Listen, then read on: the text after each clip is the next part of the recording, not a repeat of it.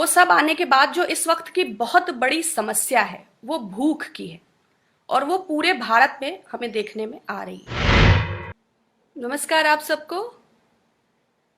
आशा है आप अपने घरों में हैं, स्वस्थ हैं, सकुशल हैं और इस क्वारंटीन पीरियड का कंस्ट्रक्टिव और क्रिएटिव इस्तेमाल कर रहे हैं।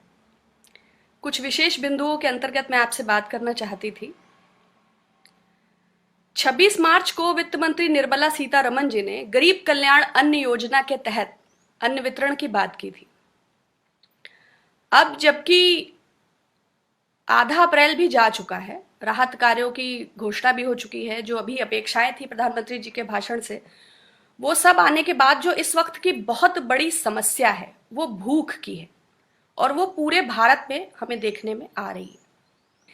लेकिन जो दिख रहा है बहरहाल, तो भारतीय राष्ट्रीय खाद्य सुरक्षा कानून के तहत जो राशन कार्ड है 5,70,00,000 करीब, उसमें से सिर्फ 1,43,00,000 राशन कार्ड्स पर अन्न का वितरण किया गया है, वो भी 15 जिलों के लगभग 273, 15 राज्यों के लगभग 273 जिलों में। विश्व प्रसिद्ध 3 भारतीय अर्थशास्त्री अमर्त्य सेन जी, आरबीआई के पूर्व गवर्नर रघुराम राजन जी और अभी जो नोबेल प्राइज मिला था अभिजीत बैनर्जी जी और कांग्रेस के नेता श्री राहुल गांधी जी, एक स्वर में एक संयुक्त वक्तव्य तीनों अर्थशास्त्रियों का आया कि जो स्थितियां बन रही हैं, लॉकडाउन का दूसरा चरण बिगिन हो चुका है और जो वर्तमान स्थितियां हैं और स्टारवेशन, हंगर, भूखमरी के जिस दौर में हम एंटर कर रहे हैं, किसी भी नेशन के लिए सबसे जो हृदय विदारक स्थिति हो सकती है, तो भारतवासियों का कोई दोष नहीं है, बस 2 वक्त का खाना ही मांग रहे हैं। अगर ये अभी 26 मार्च की घोषणा के बाद और आज आधा अप्रैल बीतने के बाद राशन मिलने की स्थिति ये है, तो संयुक्त वक्तव्य ये जारी हुआ है कि सरकार को अपने भंडारण को तत्काल खोल देना चाहिए और ये 10 दिन पहले हो जाना चाहिए था, जो कि अभी तक नहीं हुआ है। वो 2 बार खा रहे हैं, वो ज़्यादा खिचड़ी लेके जा रहे हैं, वो 5 किलो चावल एक्स्ट्रा ले लेंगे, वो 4 किलो आटा एक्स्ट्रा ले लेंगे। ये सरकार का कौन सा चरित्र है? क्या 2 वक्त का भोजन भी 130 करोड़ भारतवासी डिजर्व नहीं करते हैं? जो स्थितियां हैं वो बहुत खराब हैं और जो बराबर चेतावनियां आ रही हैं उनको नजरअंदाज करके अब वित्त मंत्री जी 26 मार्च के बाद से कहाँ है मुझे नहीं पता। हो सकता है वो सोशल डिस्टेंसिंग लॉकडाउन पालन कर रही हो सकता है लूडो या अंताक्षरी, लेकिन जो हालात हैं, 7.7 करोड़ टन खाद्यान्न बफर स्टॉक में गवर्नमेंट के पास अवेलेबल है। यदि पर्याप्त भंडारण है तो भूखमरी की स्थिति क्यों? देखिए, आर्थिक असमानता का देश है। किसी के पास 4 BHK विद 4 अटैच टॉयलेट्स हैं और कोई 10 बाई 10 के एक कमरे में 20 लोग रहते हैं और 20 लोग एक शौचालय इस्तेमाल करते हैं। उनके लिए सोशल डिस्टेंसिंग, हाइजीन और बैक्टीरिया के मायने क्या है मुझे नहीं पता, लेकिन भूख सबको बराबर से लगती है। हम जगत गुरु बन रहे हैं, हम विश्व गुरु बन रहे हैं, हम योग गुरु बन रहे हैं, हमारा डंका पूरे विश्व में बज रहा है, हमारे पास विश्व का सबसे मजबूत नेता है।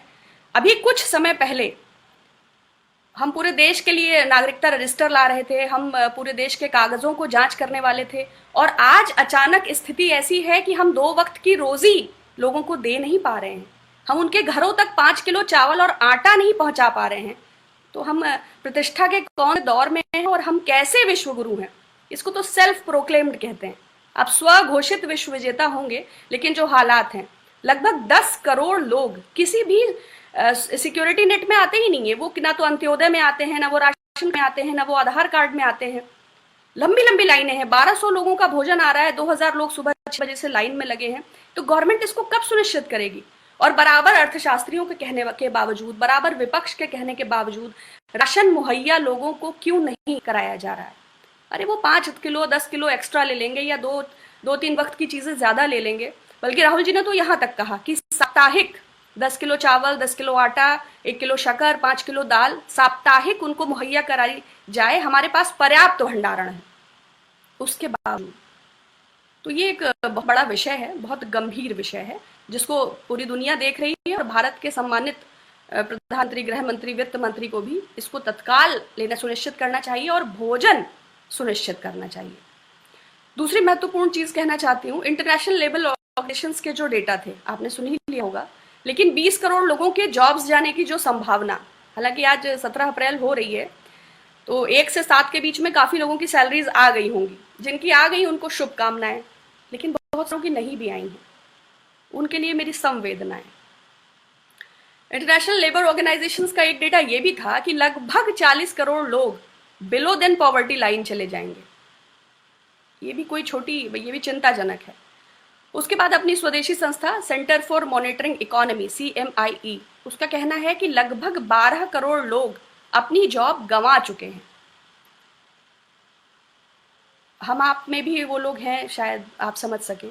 MSME, micro small and medium industries, अभी तक उनके लिए कोई भी डिफेंसिव पैकेज की घोषणा ना होना, यही वो लोग हैं जो 40% एम्प्लॉयमेंट क्रिएट करते हैं।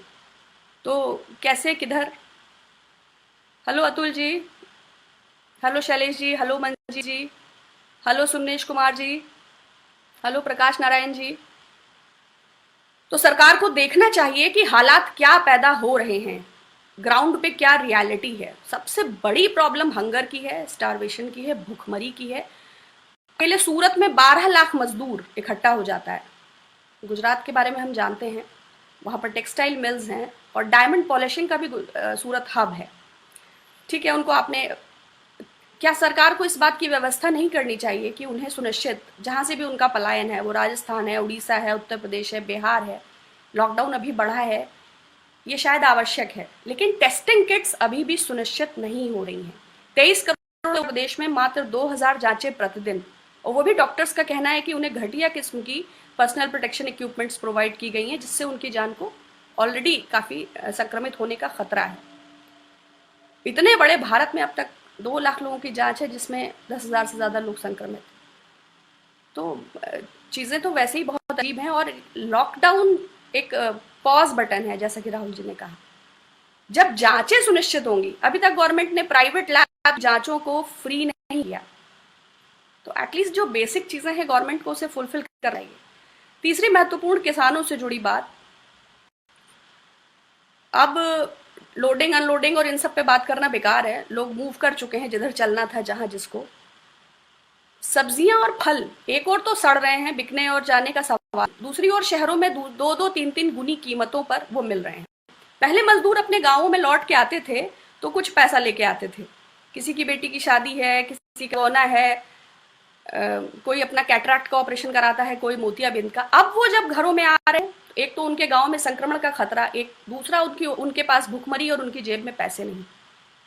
तीसरा, आवारा पशुओं से फसल बचा के यहाँ तक लाए तो कुदरत का कहर, ओलावृष्टि, सरकार ने उस पर भी कोई मुआवजे की घोषणा नहीं की। बरसात ने फसलों को चौपट कर दिया। खाद्यान्न की बहुत समस्या गांवों में है। सरकार को थोड़ी सी संवेदना प्रदर्शित करनी चाहिए। कहा तो 20,000 करोड़ की नई संसद बनाने का प्रोजेक्ट, गुजरात की कंपनी का कहना है कि फुल स्विंग में काम है, जैसे ही लॉकडाउन ओवर होगा हमें फॉरेन टेंडरिंग की प्रक्रिया होगी। तो एक और 3 किलोमीटर के एरिया में 20,000 करोड़ का इन्वेस्टमेंट, और दूसरी तरफ 135 करोड़ भारतवासियों में इतने बड़े मतलब सेगमेंट पर इस बात का खतरा कि वो भूख जूझ रहे हैं। तो इस जो ये हमारा आर्थिक असमानता का जो स्तर है, मैं गुजारिश ही कर सकती हूँ गवर्नमेंट से, लेकिन मैं समझती हूँ कि इसको जल्द से जल्द सरकार सॉल्व करे। तीसरी महत्वपूर्ण बात, किसानों के अलावा फल, फूल और सब्जियां। फूलों का कारोबार भी ठप है, क्योंकि चाहे मंदिर, मस्जिद, गुरुद्वारे, वहां भी नहीं, शादियां भी बंद, हर तरफ से। फल का है कि भाई सब डैमेज ही डैमेज है चारों तरफ। सरकार ने जो पार्शियल लॉकडाउन खोलने को कहा भी है, तो भाई खट्टर सरकार ने डिस्टिलरीज को ऑन कर दिया, असम में भी वाइन का ऑन है, उत्तर प्रदेश में भी सुन रहे हैं कि भाई वाइन शॉप्स वगैरह ऑन हो जाएगा। अब चूंकि सरकार को उससे राजस्व पैदा होता है, तो जाहिर बात है कि डिस्टिलरीज का और वाइन का खुलना भी जरूरी है।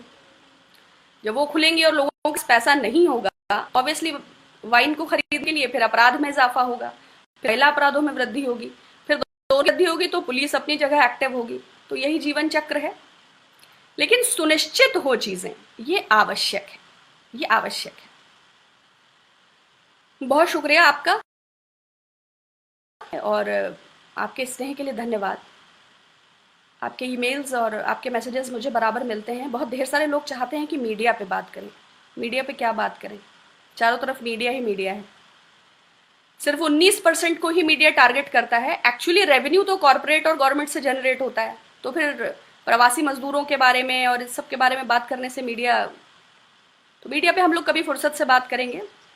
फिलहाल फेक न्यूज़ से सावधान रहें, अनावश्यक चीज़ों को शेयर करें। आपने कहा आप मेरी क्या मदद कर सकते हैं, तो बहुत शुक्रिया। God has been so kind to me. I have got almost everything. Thank you all so much for all your blessings. अगर आपने अभी तक हमारा चैनल सब्सक्राइब नहीं किया है तो सब्सक्राइब करें और घंटी का बटन बिल्कुल भी दबाना ना भूलें ताकि सभी लेटेस्ट खबरें पहुंच सकें आप पे सबसे पहले।